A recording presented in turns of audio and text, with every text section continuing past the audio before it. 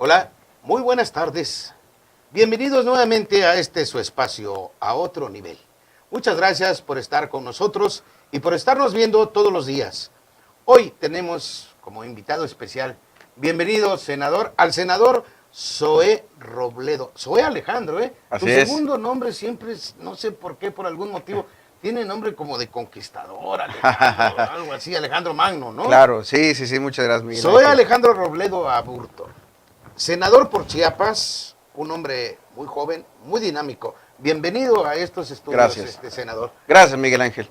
Daniel, aquí tenemos a nuestro amigo senador. Gracias, Miguel. Mi querido senador, bienvenido aquí a Otro Nivel.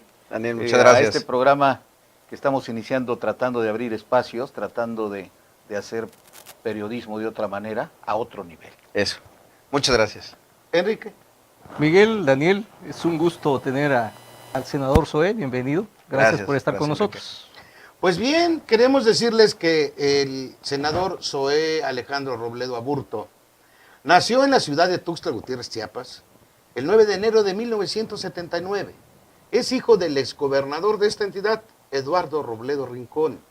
Estudió la carrera de Ciencias Políticas en el Instituto Tecnológico Autónomo de México y realizó estudios de posgrado en la George Washington University y en la Universidad Complutense de Madrid. Ha colaborado, al menos en 10 años, en alrededor de 5 medios nacionales y además en medios locales. Como periodista, Robledo fue productor y locutor de medios audiovisuales y trabajó de manera cercana a destacados comunicadores como Ricardo Rocha y Javier de la Torre. Mira nada más con quiénes. Pero su especialización se dio en el análisis político con fuerte influencia de politólogos como Jorge Alcocer y Federico Reyes Heroles. Sigues con Jorge, ¿verdad? Sí, con Jorge sigo en un espacio que tengo ahí en Voz y Voto y con Federico Reyes Heroles también en el consejo de la revista Este País. Mira, nada más. En 2008 ganó el Premio Nacional de Periodismo en la categoría de artículo de fondo opinión por una serie de textos sobre las elecciones presidenciales en Estados Unidos. Entre 1999 y 2005 fue asesor de los gobiernos estatales de Puebla e Hidalgo, principalmente Hidalgo, creo, ¿no? Así es. Entonces encabezados por priistas. Zoé fue director de análisis político de Media Solution de 2002 a 2004. Así es, Ahí, ¿no? sí. Director general de Global Post en 2005 y es socio fundador de la firma Gerencia del Poder.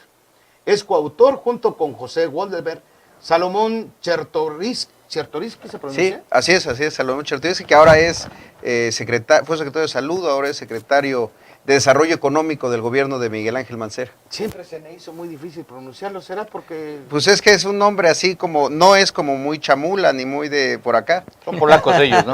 Son polacos, es sí. mexicanos. polaco. Son polacos. Y Rubén Jara del análisis Nodometrics 2011 de Nodo, investigación más estrategia, que dirige Luis Woldenberg en el tema La sociedad en la segunda década del siglo XXI. En 2010 fue electo diputado local por la coalición Unidad por Chiapas, formado por los partidos Acción Nacional, de la Revolución Democrática, Nueva Alianza y Convergencia por el distrito 17 en la Sierra Madre de Chiapas, Motocintla, ¿no? Así es, la cabecera es Motocintla. La cabecera. En el Congreso chiapaneco presidió la Comisión de Desarrollo Social y de seguimiento a los objetivos de desarrollo del milenio. Fue electo presidente del Congreso del Estado de Chiapas para el periodo del 1 de julio del 2011 al 15 de febrero del 2012. Estamos pues en esta cabina con una joyita de la comunicación. No, hombre, muchas gracias. Bienvenido, Zoé, esta es tu casa. Muchísimas gracias. Quisiéramos preguntarte, ¿por qué el PRD está en una dinámica, ahora sí que como un poco retadora a despertar la conciencia popular? Las reformas de gran calado que se han denominado así, la energética y la hacendaria, son una preocupación mayúscula para el PRD. ¿Por qué? Sí, sin duda creo que son los temas más profundos que se van a discutir en el país en los próximos meses en las cámaras en la de diputados y de senadores. Antes que nada, de verdad, estoy muy agradecido de estar hoy con ustedes porque creo que justo en estos espacios es donde se puede hacer el mejor tipo de periodismo, que para mi gusto es el que acerca los temas nacionales, los temas que tienen que ver con la sociedad a su propia realidad. Ese es un mérito que se hace poco, pero que se debe de hacer de manera muy, muy responsable. Porque alguien puede decir, bueno, ¿y a mí qué me importa la reforma energética? Si los gasolinazos son los que me pegan y me seguirán pegando. O de qué me importa la reforma política si voto por gente con la que no me siento, por la que no me siento representada. O la fiscal, que la gente lo ve en términos de que se le incrementen los impuestos. Pero todo eso tiene procesos políticos complejos, pero que si se explican de una manera llana y sin rebuscarnos mucho y sobre todo con honestidad, se pueden entender mejor. El tema energético es el tema número 1 para el PRD en este momento, porque es ir al fondo de una determinación soberana que tomó nuestro país hace 75 años de tener una industria petrolera que fuera la palanca de desarrollo del país. Hay que recordar aquellas imágenes, sobre todo del archivo Casasola, que aparecen señoras cargando gallinas, señoras con pollos, yéndolas a entregar al gobierno, otras, las señoras ricas entregando sus joyas, los niños con sus alcancías, entregándole al gobierno para que pagara las deudas que tenía con las empresas extranjeras. Y de esa forma estaba expresando un respaldo a una decisión política, a una decisión que a final de cuentas la tomó Lázaro Cárdenas. Hoy estamos en un momento similar, y en ese momento que me parece tiene muchas similitudes, no podemos nosotros como políticos o como legisladores tomar decisiones sin consultarle a la ciudadanía, sin pedirle su opinión. Yo creo que en estos años de democratización, una lección debemos de aprenderla y asumirla en todo lo que significa. En la democracia, los problemas se resuelven con más democracia. Creo que, ojalá no suene a una frase hueca, esto significa que no debemos de tenerle miedo a procesos que son de la normalidad democrática en cualquier país, la consulta popular, el referéndum, la revocación de mandato, preguntarle y asumir la mayoría de edad de la sociedad para decidir sobre su propio futuro, porque esa es la otra. Cuando el presidente Cárdenas tomó la decisión de expropiar el petróleo, lo hizo pensando como estadista, es decir, pensando en las próximas generaciones de mexicanos. Hoy las decisiones que tomemos pueden compartirlas o no los mexicanos y los chiapanecos de ahora, pero nos las pueden reclamar si no son las correctas los chiapanecos y los mexicanos del futuro. Dime una cosa, senador. A mí me llama mucho la atención el proceso de la reforma energética que se ha comenzado ya a poner un poco media turbia dentro de los intereses de los partidos y del propio gobierno. 1936, el cardenismo, sin lugar a duda un momento histórico para el país. Pero ¿no se te hace que después de todos estos años ya se añejó ¿Sí? y se momizó, lo hicieron ya como una momia histórica y la siguen trayendo, la siguen los de izquierda lo siguen cargando en el Zócalo, sí, ¿no? Del Panteón Municipal? Es momento de hacer un poco a un lado la historia para dar paso a una nueva historia democrática de México, claro, y empezar, ¿sí?, bajo estructuras diferentes de acuerdo a las necesidades de las nuevas generaciones. Por supuesto que sí. A ver, nosotros hemos querido dejar muy claro una cosa. ¿Por qué queremos consultarle a la ciudadanía? Por las razones que ya expresaba, porque creemos que la ciudadanía tiene derecho y además está en la Constitución. No hay que olvidar que en la reforma política del 2011 se incorporó la figura de consulta popular o consulta ciudadana. El problema es, y por eso todavía no se define si es vinculatorio o no, o si es un referéndum vinculatorio, el gran problema es que hoy es la hora que se vence el plazo, el 9 de agosto, que no hemos hecho la reglamentación. Es decir, el 9 de agosto se vence el plazo para que hagamos la reglamentación. ¿Cuál es el problema de ese plazo? Que no es como las compañías de teléfono que si uno no paga en el plazo le cortan el teléfono. Aquí no pasa nada. Es un plazo fatal que no tiene consecuencias, no tiene ninguna sanción. La comisión está en el Senado, en la Comisión de Gobernación, Y en la Comisión de Estudios Legislativos Primera, en la que yo estoy, somos 20 senadores que deberíamos estar sesionando ahorita, pero no somos convocados por los presidentes de las comisiones. Nosotros somos ya 4 o 5 senadores de los 20 que hemos expresado nuestra voluntad de sesionar ya para tener este mecanismo. Ahora, el mecanismo nosotros lo queremos poner al servicio de la decisión de los mexicanos. Y nosotros vemos tres caminos prácticamente. Unos dicen que no hay que reformar nada y que hay que ir en contra de cualquier tema que tenga que ver con la reforma Pemex, a Pemex, digamos. Esos que muchos están en la izquierda tienen una posición que es válida, es legítima, pero no compartimos. Otros que ya lo han expresado así, el PAN se radicalizó en una posición privatizadora. Nadie dice que se privatice Pemex, pero sí de que se comparta la ganancia del paraestatal con la renta petrolera. Lo que se privatiza es la renta petrolera. Claro. Esa es otra posición. Lo mismo, yo la respeto, pero no la comparto. La posición que nosotros tenemos es sí a la reforma energética, pero una reforma energética que fortalezca Pemex con los propios recursos de Pemex. ¿Cómo podemos pensar que la paraestatal pueda vivir si de cada peso se le quitan cerca de 80 centavos para financiar el gasto corriente del erario público, el gasto corriente de la Federación? El 40% de los recursos que recibe el gobierno mexicano vienen de Pemex. Precisamente por eso es difícil separar la reforma energética de la hacendaria. Así es. Porque Sí. cuando se La habla de recaudación. Pemex, lo que produce lo más que produce la renta petrolera son impuestos que le dan sentido al presupuesto federal. Así es, y por eso es difícil separar la reforma financiera, la hacendaria, de la reforma política. Tal cual. Pero en Así el es un ciclo de es un reformas, círculo ¿no? vicioso. Así En es. el, y en el pensarse. contexto de la reforma energética, Ujú.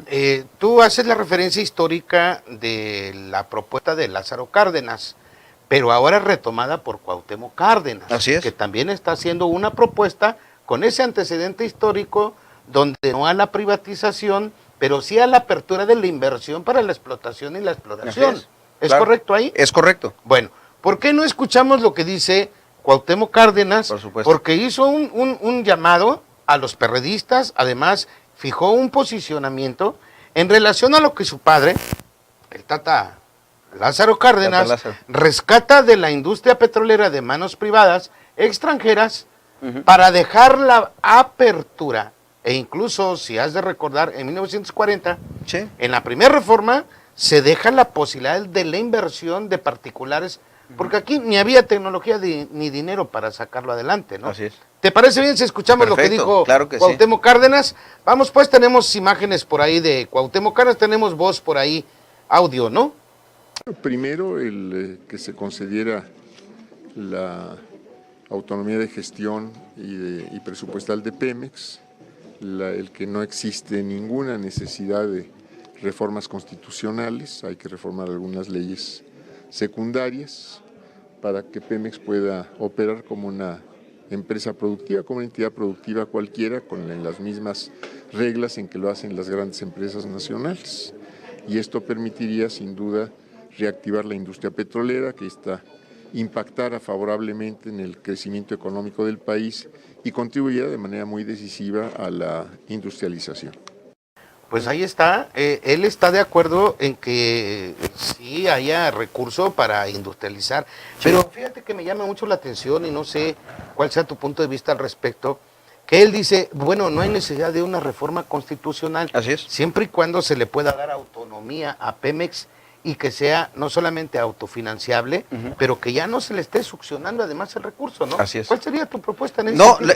es la misma. Nosotros estamos respaldando el planteamiento que hizo con 8 puntos el ingeniero Cuauhtémoc Cárdenas, que son retirar la carga fiscal, la autonomía de gestión, la autonomía financiera, entrar de manera seria y responsable a la transición energética, es decir, empezar a buscar otras fuentes de energía que muchos especialistas dicen en México pueden darse. Déjame decirte, hoy se está presentando la reforma, la iniciativa, del presidente Peña. Nosotros en 8 días, porque hay que recordar que estamos en la permanente, entonces todos los miércoles se está sesionando, en la próxima sesión de la permanente presentaremos nuestra propia iniciativa, que es retomada de los trabajos que encabezó el ingeniero Cuauhtémoc Cárdenas, que vaya, además de figura moral y respetadísima, se ha metido a la investigación y al tema del petróleo para tomar esta decisión. ¿Es suficiente esta reforma? Porque algunos especialistas señalan que es tan grave la situación de Pemex que requiere una reforma profunda. Sí, yo creo que hay que dejar muy claro que, uno, aquellos que dicen que la empresa está quebrada, juegan mucho con las cifras, porque, pues sí, es obvio que está quebrada si se sigue en ese esquema fiscal en donde se le retira gran parte de sus ingresos, por un lado. Por el otro lado, y una parte que creo que ha sido el argumento justamente para impulsar la reforma a la Constitución, es esto, ¿no? Cuando ha habido abogados como Diego Valadez que han demostrado que, y el propio Cuauhtémoc Cárdenas, que con reformas parciales a ciertos ordenamientos, con eso es suficiente para poder permitirle a Pemex su propio fortalecimiento. Lo mismo sucede, por ejemplo, en nuestro planteamiento respecto a la Secretaría de Energía, que sea realmente un órgano regulador de los temas energéticos de nuestro país, porque nosotros también lo que estamos pidiendo en el tema energético, y eso es más amplio que incluso Pemex, es que realmente el Estado dirija los subsidios a quienes más los necesitan. Hoy estamos subsidiando una parte de la clase más alta, la de mayor consumo. La de mayor consumo, pero no estamos dando alternativas al sector más amplio de la sociedad que vive en una situación de pobreza. Entonces, sí son temas de fondo y nosotros no le tenemos miedo a salir a preguntarle a la gente. Senador, Oye, a mí, por ejemplo, perdón, Miguel, sí. A mí se me hace muy difícil barrer la casa de Pemex, sí, darle agilidad, darle su propia actividad, Sí. que se separe un poco la Secretaría de Hacienda de ahí. Claro. ¿Sí?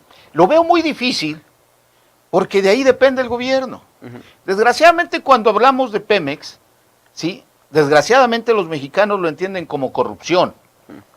Hay un alto porcentaje de corrupción que es lo que lo ha llevado a esas situaciones, porque no solo es de que le quiten 40 centavos u 80 centavos de cada Claro, peso, desde luego. sino a dónde van esos 80 centavos, Así es, que no Salvador. van directamente al subsidio para el desarrollo de México. Desde luego. Tan es así que tenemos ahí entrampado Pemex para ser una empresa moderna. Por supuesto, y en nuestra iniciativa, qué bueno que lo traes a colación, porque en la iniciativa nosotros planteamos, Pemex con un sindicato, sí, un sindicato fuerte, sí, pero con líderes electos democráticamente, que no hay, que rindan cuentas. Déjeme decirle una cosa y decirlo de manera muy clara.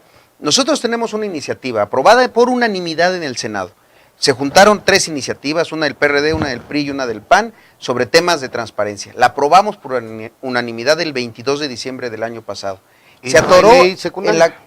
Exacto, se atoró incluso su aprobación en la Cámara de Diputados ¿No por se ha una razón, decretado? porque en el diputados le hicieron un cambio mínimo de palabras y dijeron, son sujetos obligados a la rendición de cuentas y a la transparencia tales y tales y tales y tales, menos los sindicatos. Entonces, ¿de qué se trata? ¿Por qué estamos pensando que en México puede seguir habiendo islas de oscuridad en donde el dinero que, sea uno en su casa, el dinero que le ingresa, Sí, sí. nos fiscaliza la mujer? Claro. ¿Por qué a los sindicatos no van a rendir cuentas sobre los ingresos Pese al que tienen? episodio de la maestra que ya está de vacaciones. Pese a eso, hoy los sindicatos argumentan que ellos no deben de ser objetos obligados de transparencia. Entonces, en nuestra propuesta decimos sí con un sindicato fuerte, pero transparente, porque también lo que se ha planteado es que Pemex ya está privatizado, nada más que está privatizado por el sindicato y por los contratistas, Claro. que también en donde ha habido enormes casos muy conocidos de corrupción y de malos manejos. Claro. Además, es necesaria la transparencia porque, bueno, es conocido los escándalos en el que el sindicato ha financiado de manera muy fuerte a importantes campañas. para conseguir- senador, para conseguir- yo quiero La preguntar- multa más yo grande que quiero existió en este preguntarte. país fue producto de un arreglo entre El el lenguaje sindicato. que se está utilizando y se está ocupando, obviamente es para las ligas mayores, es para convencer al presidente, convencer al secretario de Gobernación, convencer al dirigente del PRI y por supuesto convencer a los panistas. Claro. Esa es la actitud ahorita del lenguaje, del discurso que los partidos políticos están llevando y trayendo con el asunto de las reformas estructurales. Pero, ¿cómo convencer a la gente? Mira, yo creo ¿Cómo que... llevar ese mensaje? Sí. Porque quiero decirte que, bueno, ahora se tratan los temas como con un lenguaje que parece discursivo y como que la gente no lo entiende. Como lo Mira, que dijo Mario Delgado, ¿no? Sí, claro. Que senador del Distrito Federal dice que ahora esta reforma sí se debe de consultar a la gente. Sí. Es decir, ¿las demás no? ¿O cómo? ¿O qué es lo que va a hacer el PRD para convencer? Mira, yo creo que tienes mucha razón en algo. No vamos a ganar este debate reviviendo el espíritu de Lázaro Cárdenas. No vamos a ganar este debate si entramos a las minucias de las tuberías y del detalle sobre Pemex. Creo que lo vamos a ganar si ponemos realmente los bueyes delante de la carreta.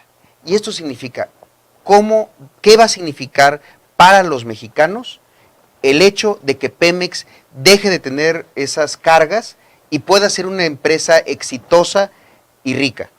Lo que hicieron los brasileños a mí me parece extraordinario. Vincularon el tema de la ganancia petrolera, de la renta petrolera o las ganancias que tenía su paraestatal, a la educación. Y con eso ganaron el debate. Y eso es algo que hemos planteado también para la fiscal. Primero planteemos, ¿para qué queremos que Pemex sea rica? ¿Para qué queremos que tenga dinero? Quisiera acotar ahí.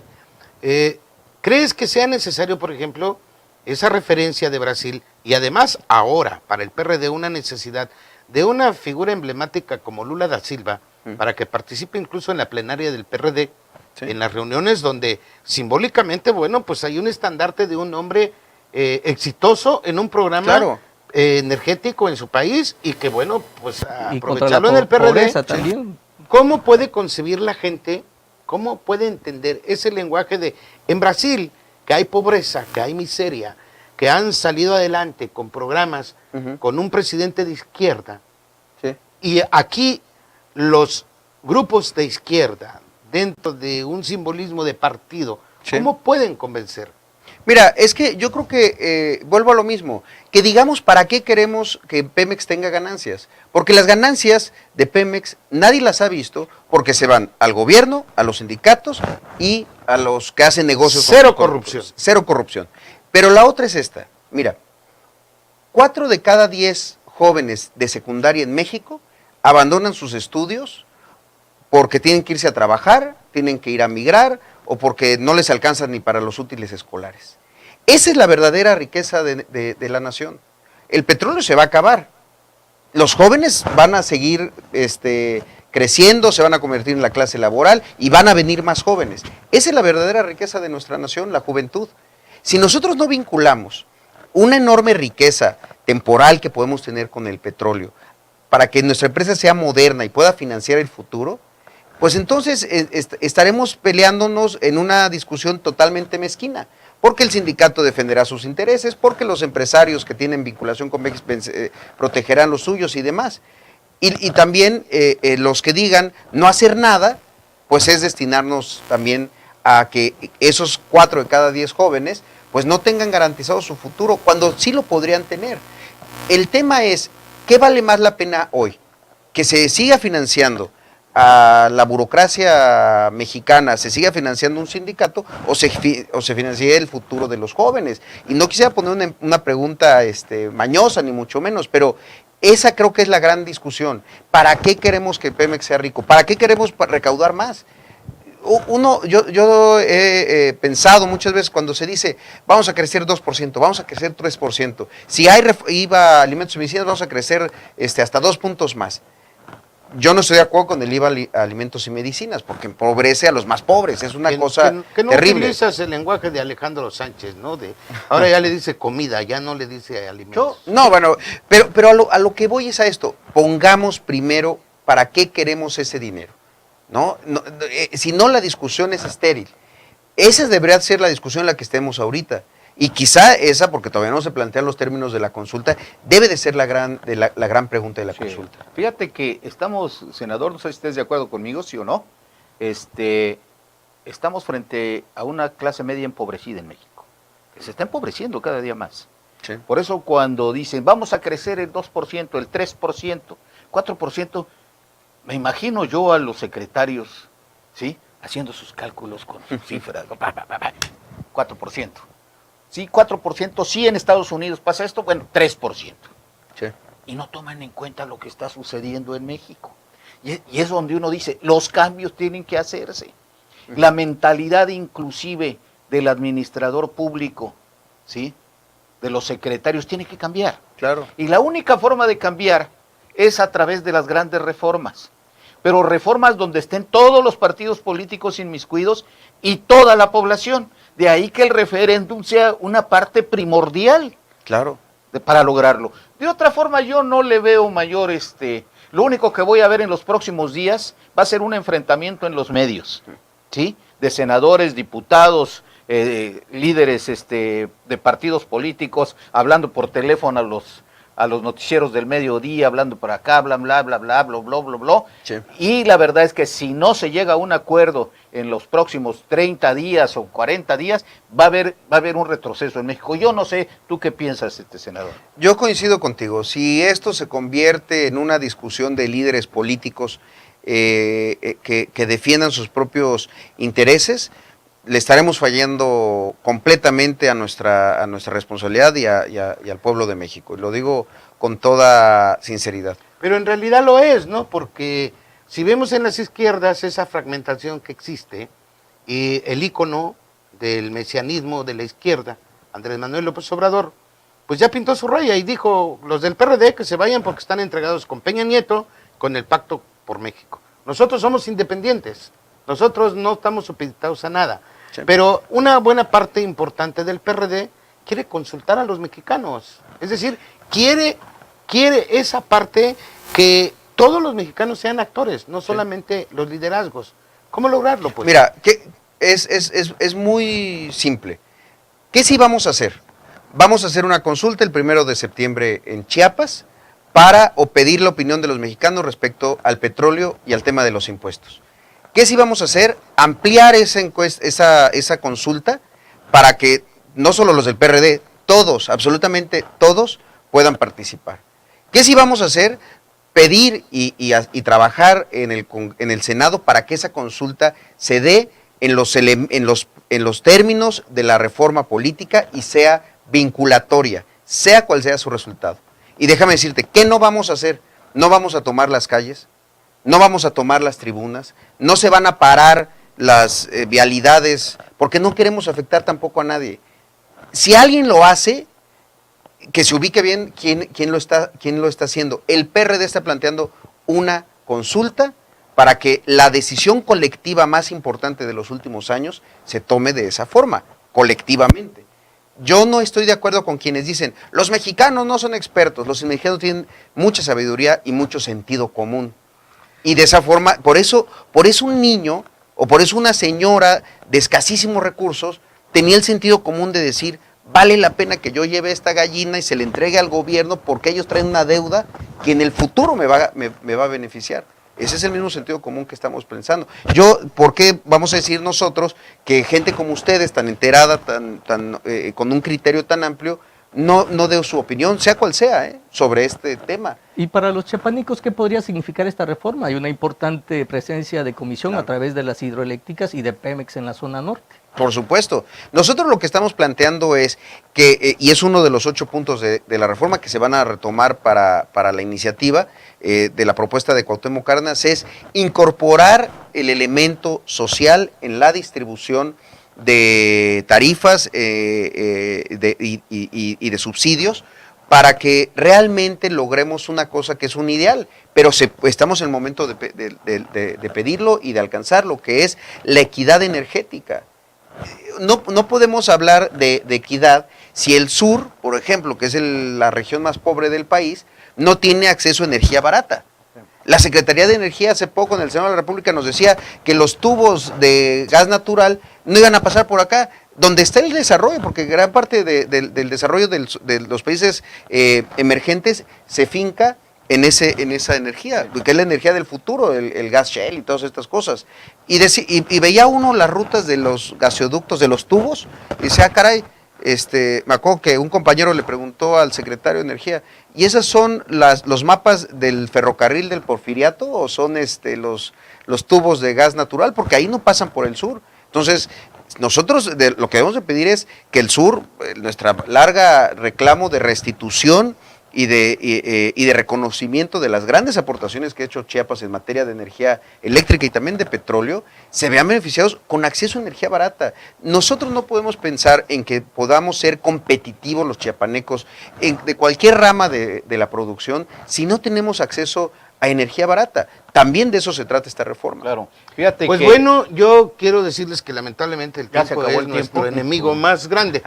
Pero quisiera hacerte la invitación para que la próxima semana o cuando lo consideres pertinente, Por supuesto. una vez que ustedes ya hayan planteado su propia reforma Sí. y se lleve a discusión a las comisiones lo de la reforma energética, si quisieras nuevamente estar con nosotros, llevarle a los chapanecos el mensaje de todo este proceso, va a ser muy interesante. Y yo Por creo supuesto que sí. te dará a ti una autoridad moral para que con Chiapas y el sureste, que tienes además comisiones muy importantes, Así es. La pues Comisión puedas Sur-Sureste. convencer con la acción, ¿no? Por supuesto, y les tomo la palabra porque ya más cerca al día que se vaya a celebrar la consulta, sí quisiera comentar y participar a todo el auditorio dónde van a ser las mesas, cuál es la forma para participar, cuáles son las preguntas, y vaya que invitarlos a que se sumen.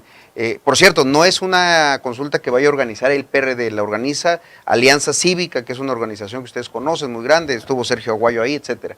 Entonces, porque luego los procesos que hace el PRD, algunos no confían en ellos. Todos pierden. Todos pierden. No, es una consulta que es totalmente independiente y la realizarán ellos, pero nosotros sí estamos en la tarea de difundir y dar a conocer las fechas y los lugares donde se va a realizar.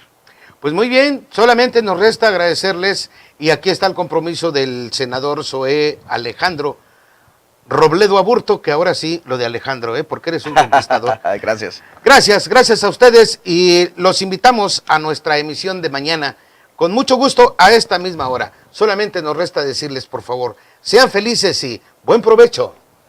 coma sabroso. Aunque sea cochito. Muy bien. Muchas gracias por la invitación. Gracias. Sí, fíjate. Participa en el Medio Maratón Chiapas este próximo 22 de septiembre. Ramas varonil y femenil en las categorías 5, 10 y medio y 21 kilómetros. Bolsa de premiación de 70,000 pesos. Además, si terminas tu categoría, entras a la rifa de un auto. Más información e inscripciones en www.maratonchiapas.com. No te lo puedes perder. Asiste con toda tu familia. Secretaría de la Juventud, Recreación y Deporte. Gobierno del Estado. Chiapas nos une. Él la maltrataba, su hijo lo sabía, su familia lo sabía, su amiga también lo sabía, sus vecinos lo sabían y nadie dijo nada. Si tú callas, también maltratas. Ante la violencia contra la mujer, denuncia en Fiscalía Especializada en Protección a los Derechos de la Mujer. Gobierno del Estado. Chiapas nos une.